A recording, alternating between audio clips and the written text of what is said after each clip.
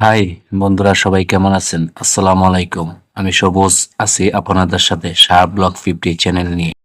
বন্ধুরা, আজ চলে আসলাম হবিগঞ্জ মাধবপুর নোয়াপাড়া মিনি পুস্কা পার্কে।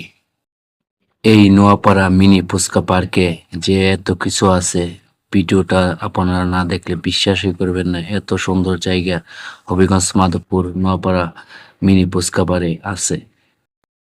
আমি তো নিজেই অবাক হয়ে গেলাম যে এত কিছু, এত ছোট্ট একটা মিনি পুস্কাবারে এত কিছু আছে।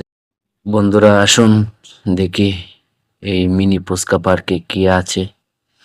আসুন চলে যাই। হ্যাঁ, ও রয়্যাল বেঙ্গল টাইগার। ও অবাক করার মতন। বাচ্চারা এই কি বই পায় না নাকি? দেখুন, যে যেন বোঝা যায় বিয়া বাড়িতে চলে আসলাম। ও সিংহ নাকি? ওহ, আসলে তো সিংহ এটা। অনেক সুন্দর। দেখেন, এখন চলে আসলাম আমরা বন্ধুদের কাছে। এখন দেখেন বাচ্চাদের খেলনা, এখানে বাচ্চারা শুধু খেলা করে এখানে। আসুন বন্ধুরা, আমরা ঘুরে ঘুরে দেখি কি কি আছে এখানে। আবার চলে গেলাম রয়্যাল বেঙ্গল টাইগার। ও, জঙ্গলের রয়্যাল বেঙ্গল টাইগার এখানে কেন? এইখানে এসে কি যে ভালো লাগতেছে, ঘুরে ঘুরে আমিও দেখে অবাক হয়ে যাচ্ছি যে এত সুন্দর মিনি পুস্কা পার্কে আছে। অবাক করার মতো। ওরে বাবা, এখানে কি দেখা যাচ্ছে? ঘোড়া নাকি?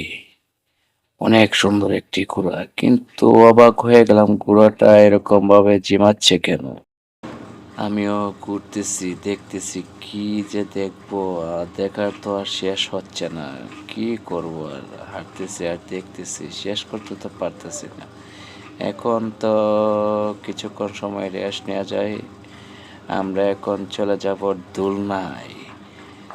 উফ, অবাক করার মতন। দোলনাতে বসলে কি যে ভালো লাগে, মনটা যেন উড়ালো উড়ালো হয়ে যায়।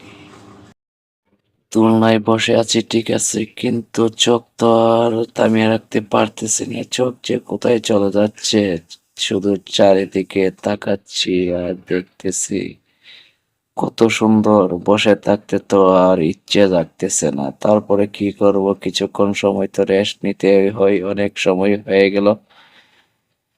আহ, ভালোই লাগতেছে, দোলনাতে বসে আছি, কিন্তু ওটার কোনো ইচ্ছেই জাগতেছে না যে উঠে যাই, উঠে একটু দেখি।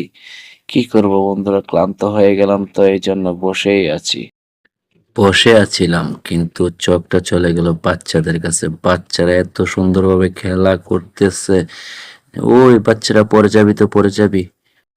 বাচ্চারা যেভাবে খেলতেছে, আমি তো বই পেয়েছিলাম, কিন্তু বাচ্চারা তো বই পাচ্ছে না।